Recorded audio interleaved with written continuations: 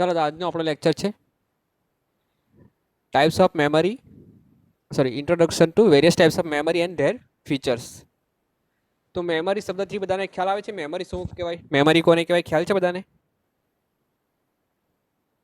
બોલી શકો છો બરાબર, આઈક ઓન કરીને બોલો. મેમરી કોને કહેવાય? તમે ઉપયોગ કરો છો બરાબર મેમરીનો. સાદી સિમ્પલ ભાષામાં મેમરી એટલે શું? મેમરી એટલે સંગ્રહ થાય તેમાં સંગ્રહ થાય, બરાબર છે, સાચી વાત છે. બીજા કોઈ? કોઈ પણ એપ્લિકેશન કે સોફ્ટવેર આપણે ઇન્સ્ટોલ હા. કરીએ હમ. તો એ સ્ટોરેજમાં તો હોય જ, પણ એ જે મેમરીમાં સંગ્રહાય પછી જ્યારે આપણે ઓપન કરીએ તો ત્યારે તે મેમરીથી પ્રોસેસ થાય. ઓકે, બરાબર છે. બીજા કોઈ?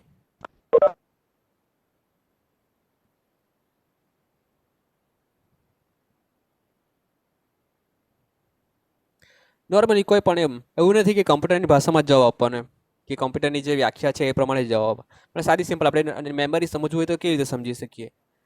કોઈ પણ વસ્તુનો આપણે સંગ્રહ, બરાબર, કોઈ પણ વસ્તુનો આપણે સંગ્રહ કરીએ તો એ સ્ટોરેજ કર્યું કહેવાય, બરાબર, મેમરી કે સ્ટોરેજ કહેવાય, બરાબર. તો એ સ્ટોરેજના પણ અલગ અલગ પ્રકાર આવે, બરાબર. જે રીતે ધારો કે આપણા ઘરે કબાટ હોય તો કબાટના ખાના અલગ અલગ હોય, બરાબર. કે કોઈ મોટું ખાનું હોય તો તેમાં મોટી વસ્તુ આપણે મૂકી શકીએ, કોઈ નાનું ખાનું હોય તો આપણે નાની વસ્તુ મૂકી શકીએ. ઓકે. અથવા તો કોઈ આકારમાં અલગ અલગ હોય, બરાબર. તો એ પ્રકારની આ સ્ટોરેજને પણ અલગ અલગ હોય છે, બરાબર. તો એ જ રીતે કમ્પ્યુટર મેમરીની અંદર પણ અલગ અલગ પ્રકાર પડે છે, બરાબર. કામગીરી સરખી હોય છે પણ એની કેપેસિટી અલગ હોય, બરાબર. એની સંગ્રહ કરવાની ક્ષમતા અલગ હોય, બરાબર. પછી પાછું આપણે જ્યારે માહિતી મેળવવાની, ત્યારે પાછી આપવાની માહિતી આપવા માટેની પ્રક્રિયા અલગ હોય. તો એ પ્રમાણે એના અલગ અલગ પ્રકાર પડે છે. તો એ રીતે તમે અહીંયા ચાર્ટમાં દેખાતું હશે. ઓકે, થોડું હજી બેઝિક જોઈ લઈએ. તો અહીંયા જો આપણે ડેફિનેશન પહેલાં સમજી લઈએ કે computer memory is also known as computer storage device, બરાબર. કમ્પ્યુટર મેમરી એટલે શું છે કે તેને કમ્પ્યુટર સ્ટોરેજ એટલે કે કમ્પ્યુટર સંગ્રહ ઉપકરણ તરીકે પણ ઓળખવામાં આવે છે. તે શું કરે છે કે help to store or save all important data, બરાબર. તે શું કરે કે કોઈ પણ આપણને કોઈ પણ મહત્વના ડેટા સેવ કરવાની એટલે કે સંગ્રહ કરવામાં મદદ કરે છે. તો એવા મહત્વના ડેટા કયા કયા હોઈ શકે? સોંગ્સ હોઈ શકે, કોઈ મૂવી હોઈ શકે, પિક્ચર હોઈ શકે, સોફ્ટવેર હોઈ શકે, કે બીજા ડોક્યુમેન્ટ હોઈ શકે, બરાબર, કે બીજા અલગ પ્રકારના ડેટા પણ હોઈ શકે, બરાબર, પ્રોગ્રામ હોઈ શકે. Those all data are saved in two different mode. Okay. અને આ બધા ડેટા બે અલગ અલગ પ્રકારમાં સંગ્રહ થતા હોય છે, બરાબર. એ કયા કયા પ્રકાર હોય? તો એક ટેમ્પરરી ઓર પરમાનન્ટ, બરાબર. હવે ધારો કે એક આપણે ઉદાહરણ સમજીએ તો આપણે કોઈ ઈમેલનો તો કદાચ તમે યુઝ કર્યો હોય તો એની અંદર આપણે અટેચમેન્ટ કરીને આપણે કોઈને મેલ કર્યો અથવા તો આપણી પાસે કોઈ મેલ આવ્યો હોય તો આપણે એની અંદર જે ફાઇલ હોય તેને આપણે ક્લિક કરીને ઓપન કરીએ છીએ. તો તે ફાઇલ જ્યારે આપણા બ્રાઉઝરની અંદર જ દેખાય છે તો ત્યારે એ ટેમ્પરરી સ્ટોર થાય છે આપણા પીસીની અંદર, બરાબર. જે લિંક આવેલી એના બધી આપણી ટેમ્પરરી સ્ટોર થાય છે અને પછી આપણને આપણી સ્ક્રીન કે બ્રાઉઝરમાં એ આઉટપુટ સ્વરૂપે જોવા મળે છે. પછી એક બીજો ઓપ્શન હોય છે, એની અંદર જ આપણે ડાઉનલોડનો એક ઓપ્શન હોય છે. તો જે આપણે ફાઇલ ડાઉનલોડ કરીએ ત્યાર પછી આપણા પીસીની અંદર આવે, બરાબર. તો એ આપણે પરમાનન્ટ એ સ્ટોર કર્યું કહેવાય. અને જે આપણે બ્રાઉઝરમાં ઓપન કરીને જોઈએ એ ટેમ્પરરી સ્ટોરેજ કહેવાય, ખાલી માત્ર ડિસ્પ્લે કરે આપણને. ઓકે, સંગ્રહ નહીં થશે આપણા પીસીની અંદર, પણ માત્ર ફાઇલને આપણે ડિસ્પ્લે કરીને બતાવશે, ટેમ્પરરી સ્ટોર કરશે. અને જ્યારે આપણે એને ડાઉનલોડ કરી લઈશું આપણા કમ્પ્યુટરની અંદર તો એ પરમાનન્ટ સ્ટોર કયું કહેવાય, બરાબર. પછી આગળ જોઈએ આપણે કે all the data are store in computer memory in the digital form, બરાબર. હવે આગળ બીજી વાત આવે કે કમ્પ્યુટર ડેટાનો સંગ્રહ કેવી રીતે કરે છે, બરાબર. આપણે તો એને પ્રોગ્રામ સ્વરૂપે આપ્યું કે વર્ડ સ્વરૂપના હોય, કોઈ ઇમેજ સ્વરૂપે હોય, પણ કમ્પ્યુટરને કઈ રીતે સંગ્રહ કરે? તો એને ડિજિટલ સ્વરૂપમાં સંગ્રહ કરે, બરાબર, ડિજિટલ ફોર્મમાં. આ પણ યાદ રાખજો, બરાબર, ડિજિટલ ફોર્મમાં સંગ્રહ કરે. તો એ ડિજિટલ ફોર્મ કયું કહેવાય? તો કયું છે? સચ એઝ બાઇનરી ફોર્મ, બરાબર. તો કમ્પ્યુટર ડેટાનો સંગ્રહ બાઇનરી સ્વરૂપે કરે. અને બાઇનરી સ્વરૂપ એટલે કયું? 0 અને 1, બરાબર. તો આ 0 અને 1 એ ઓન ઓફ, જે રીતે આપણે ઇલેક્ટ્રિકલની અંદર પેલું કદાચ વિજ્ઞાનમાં કદાચ કે ભણવાનું આવ્યું હોય કે કોઈ સિગ્નલ અપ જાય તો 1, ડાઉન જાય તો 0, બરાબર. તો એ જ રીતે કોમ્પ્યુટરની અંદર જે ઇલેક્ટ્રિકલ પાવરનો પ્રવાહ પાસ થાય છે એ રીતે 0 અને 1ના સ્વરૂપમાં એ ડેટાને સંગ્રહ કરે છે, બરાબર. જે પણ આપણે ડેટા, ધારો કે કોઈ ઇમેજ હોય કે ડોક્યુમેન્ટ હોય તો એને એ 0 અને 1ના સ્વરૂપમાં કન્વર્ટ કરી દે છે, બરાબર. એ કન્વર્ટ કઈ રીતે કરી દે, તો એબીસીડી હોય તો એના માટે અલગ અલગ કોડ આપેલા છે કે ધારો કે E હોય તો એના માટે 012 001 કે 010, એ રીતે બધા જે કયો આલ્ફાબેટ હોય એને એક ડિજિટલ કોડમાં કન્વર્ટ કરેલા છે, બરાબર. એની આખી એક લેંગ્વેજ આવે છે, આસ્કી કોડ કહેવાય એને, બરાબર.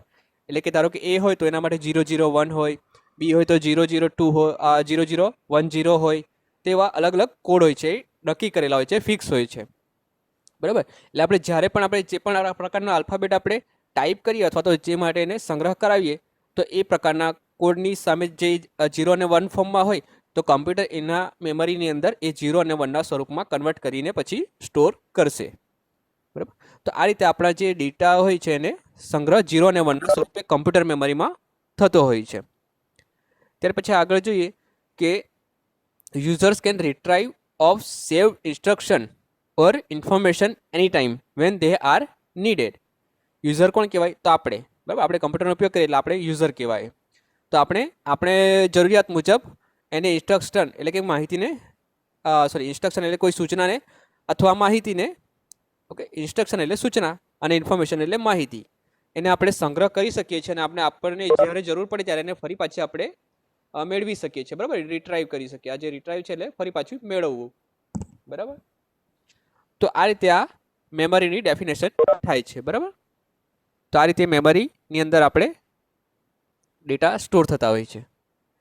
ત્યાર પછી આપણે આગળ જોઈએ ટાઈપ્સ ઓફ કમ્પ્યુટર મેમરી, બરાબર. તો એના માટે આપણે પહેલા ચાર્ટ જોઈએ આ, ઓકે. તો ટાઈપ્સ ઓફ મેમરીની અંદર બે મુખ્ય ભાગ પડે, પ્રાઇમરી મેમરી અને સેકન્ડરી મેમરી, બરાબર.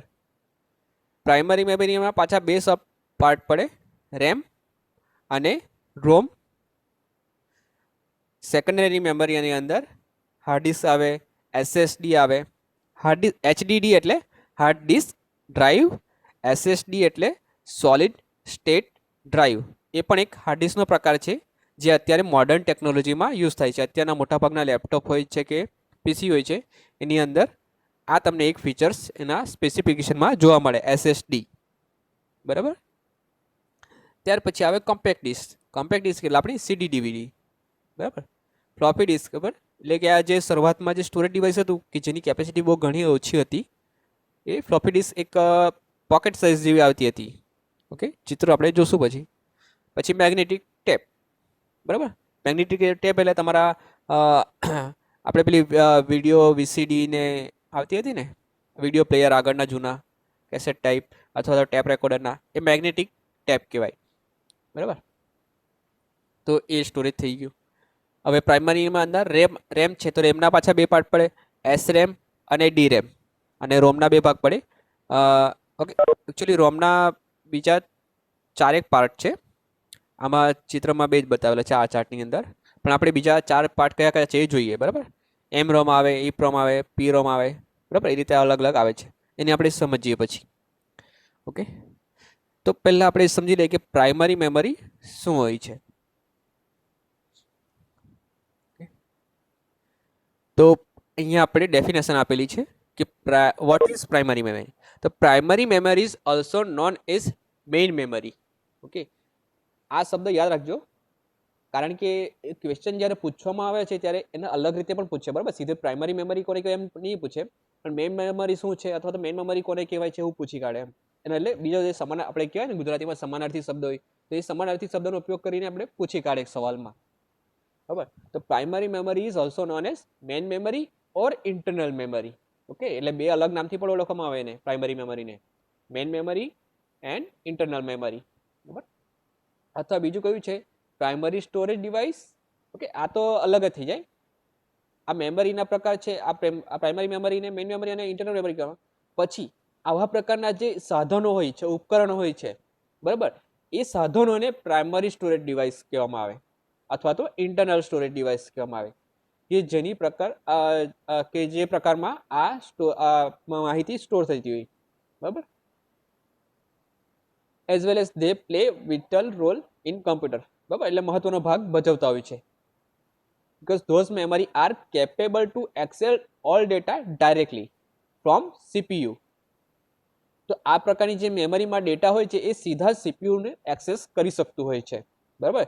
સીધા એટલે ડાયરેક્ટ સર્કિટ સાથે જોડાયેલા હોય છે. એ આપણું જે કમ્પ્યુટર મધરબોર્ડ આવે છે એ મધરબોર્ડ સાથે સીધા કોન્ટેક્ટમાં હોય છે પ્રોસેસર સાથે, એટલે પ્રોસેસરને જ્યારે પણ જરૂર પડે એ સીધા એક્સેસ કરીને ઉપયોગ કરી શકે એનો.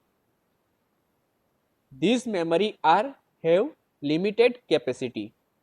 હવે આ પ્રકારના જે મેમરી હોય છે એટલે કે પ્રાઇમરી જે પ્રકારના જે કમ્પોનેન્ટ હોય છે, જે ડિવાઇસ હોય છે એની સંગ્રહ કરવાની કેપેસિટી લિમિટેડ હોય છે, બરાબર. એટલે તમને કદાચ સવાલ પૂછવામાં આવે કે પ્રાઇમરી મેમરી અથવા તો સેકન્ડરી મેમરીમાંથી કોની સ્ટોરેજ ક્ષમતા ઓછી હોય છે અથવા તો કોની સ્ટોરેજ ક્ષમતા વધારે હોય છે, તો આપણને ઓછી કોની છે એમ ખબર હોય તો આપણે નક્કી કરી શકીએ કે કોની વધારે હોઈ શકે. તો જે પ્રાઇમરી મેમરી છે એની સ્ટોરેજ કેપેસિટી ઓછી હોય છે, બરાબર. Made by integrated circuit. Okay, એટલે એવા કયા કમ્પોનન્ટ હોય તો આઈસી હોઈ શકે, પછી પેલા જે અમારા કેપેસિટર હોય, ઓકે, મતલબ આઈસી હોય છે, આઈસીની અંદર પ્રોગ્રામ તમારા નાના નાના સ્ટોર થયેલા હોય છે, બરાબર, ફિક્સ કે અગાઉથી નક્કી કરેલા હોય, અથવા તો સેમિકન્ડક્ટર કમ્પોનન્ટ હોય, એ નાની બધી તમે ચીપ ને એવી જોઈ હશે આ મધરબોર્ડ પર, બ્લેક કલરની હોય છે. અને ઓકે, આપણે જોઈ લઈએ. આઈસી આમ બધાને ખ્યાલ જ છે.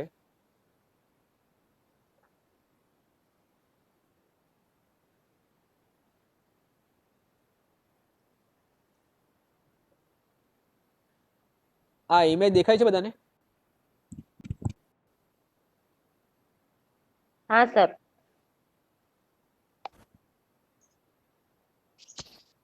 તો આ પ્રકારની આઈસી હોય છે, બરાબર, જે આપણા મધરબોર્ડ પર લગાવેલી હોય છે અને એની અંદર અમુક ફિક્સ પ્રોગ્રામ હોય છે, બરાબર, એટલે કે કમ્પ્યુટરને સ્ટાર્ટ કરવા માટેના કોઈ ઇન્સ્ટ્રક્શન હોય, અથવા તો કમ્પ્યુટરને બંધ કરવા માટેની કોઈ ઇન્સ્ટ્રક્શન હોય, અથવા તો કોઈ એરર ડિસ્પ્લે કરવા માટેની ઇન્સ્ટ્રક્શન હોય. એ બેઝિક પ્રોગ્રામ જે હોય છે એ પ્રકારની આઈસીની અંદર સંગ્રહ થયેલા હોય છે. ઓકે, એ સંગ્રહ જે થયેલા હોય છે એ એક જ વાર સંગ્રહ થયેલા હોય છે, બરાબર, એટલે પછી ફરી પાછા આપણે ફેરફાર નહીં કરી શકીએ આપણે, બરાબર. એકવાર ફિક્સ જે કંઈ પ્રોગ્રામ આ મધરબોર્ડ બનાવે એ વખતે ફિટ કરવામાં આવે તે પ્રોગ્રામ ફિક્સ થઈ જાય છે, બરાબર. અને જે ચેન્જ કરવા હોય એવા પણ હોય છે. ઓકે, આપણે એનો પ્રકાર જોઈએ એટલે તમને વધારે ખ્યાલ આવશે.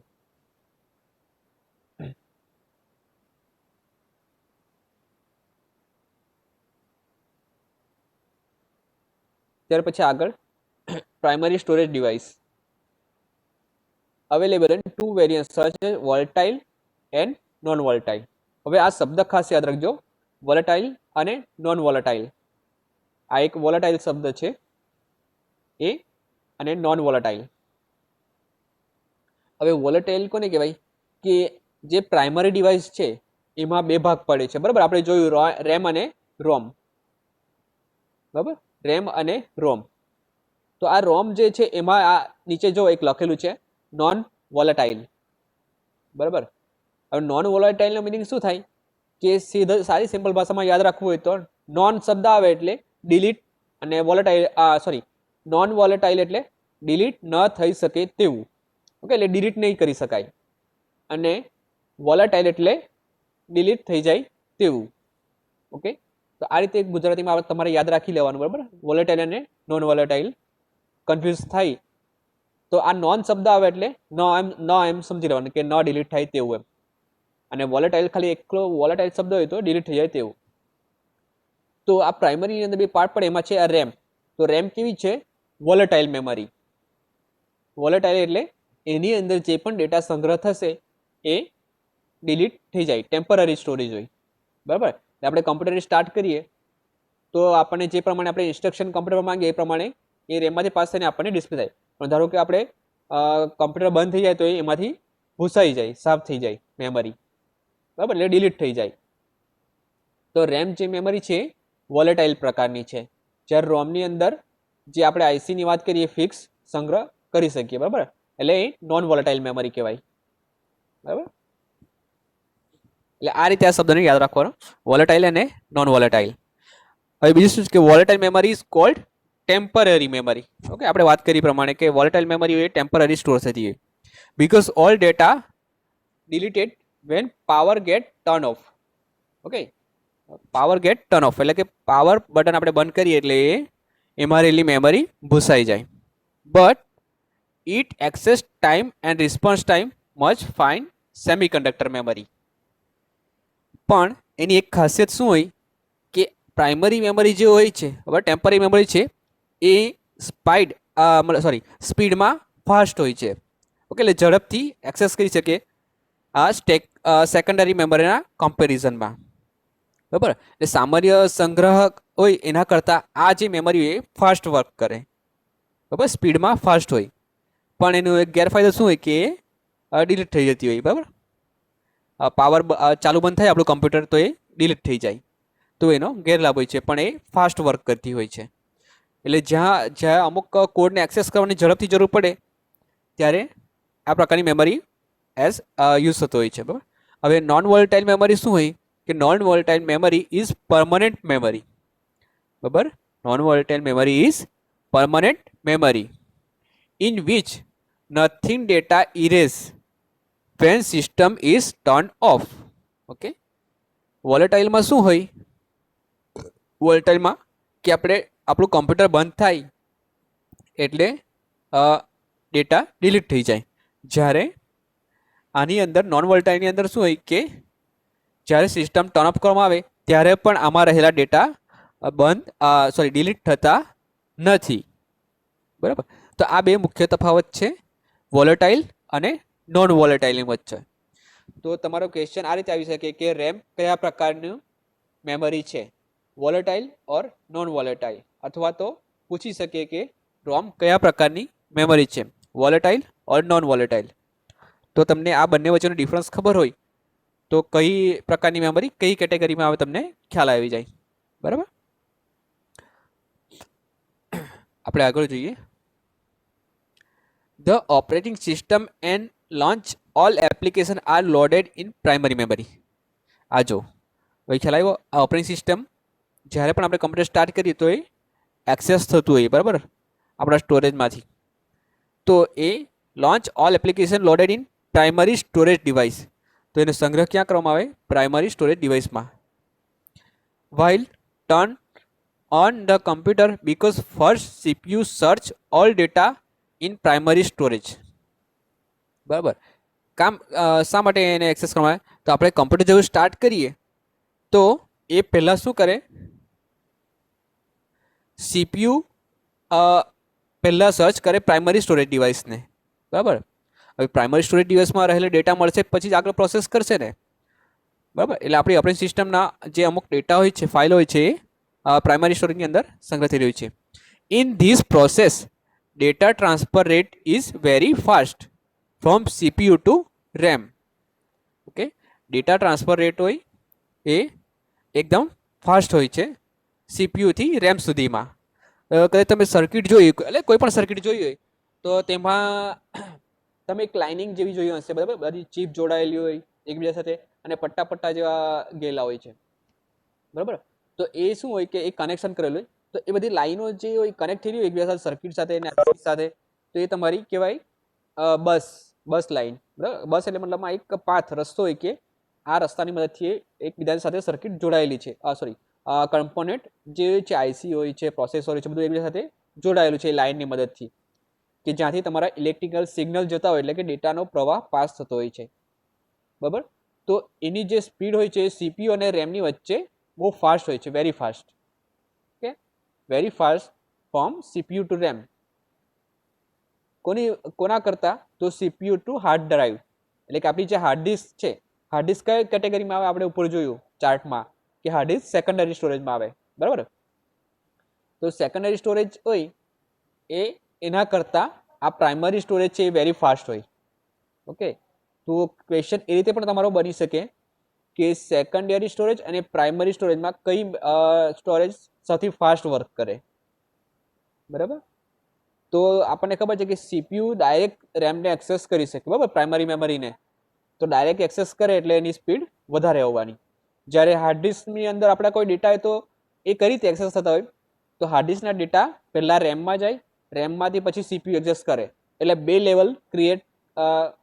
જ્યારે સીપીયુ એ હાર્ડ ડિસ્કમાંથી કોઈ ડેટાને ચેક કરવું હોય અથવા શોધવું હોય તો એને બે સ્ટેપ ક્લિયર કરવા પડે, બરાબર. એટલે કે પહેલાં એ રેમમાં જાય, રેમમાંથી પછી હાર્ડ ડિસ્કમાં જાય, પછી હાર્ડ ડિસ્કમાંથી ડેટા મળે એટલે ફરી પાછા હાર્ડ ડિસ્કથી રેમની અંદર જાય અને રેમમાંથી ફરી સીપીયુમાં આવે અને પછી આપણને ડેટા ડિસ્પ્લે થઈ અથવા તો જોવા મળે, બરાબર. તો આ રીતે આ ફાસ્ટ છે એમ કહેવાય. પ્રાઇમરી મેમરી સેકન્ડરી મેમરી કરતાં ફાસ્ટ વર્ક કરે, બરાબર. તો આ પ્રાઇમરી મેમરીને આપણે બે પ્રકાર જોઈ લીધા, રેમ એન્ડ રોમ, બરાબર. હવે રેમ જે છે એના આપણે બે જોયું કે બે પ્રકાર પડે, સ્ટેટિક રેમ અને ડાયનેમિક રેમ.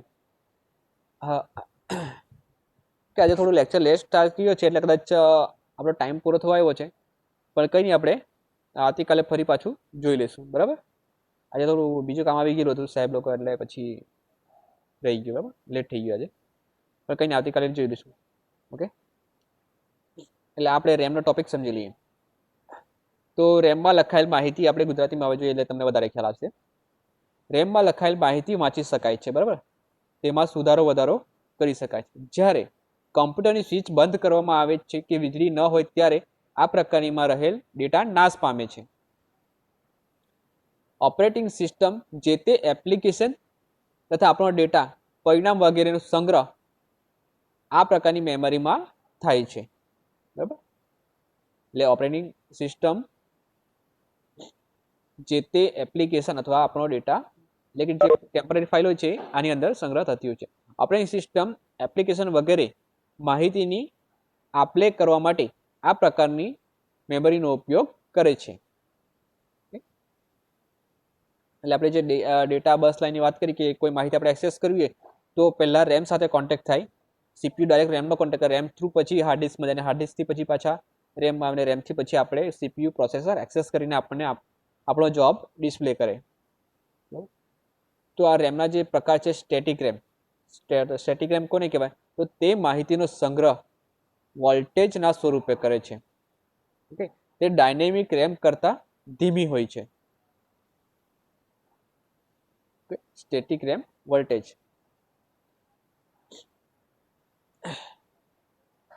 એટલે કે જે ઇલેક્ટ્રિકલ સિગ્નલનો પ્રવાહ જાય છે એના સ્વરૂપે આપણો રેમમાં સંગ્રહ થતો હોય છે, બરાબર. એટલે શું થયું કે પછી પ્રવાહ બંધ થઈ જાય એટલે આપણી રેમમાં રહેલી ડેટા ઇરેઝ થઈ જાય. ઓકે, એનું કારણ આ હોય છે, બરાબર, વોલ્ટેજ સ્વરૂપે કરતું હોય છે. પછી ડાયનેમિક રેમ શું છે, તે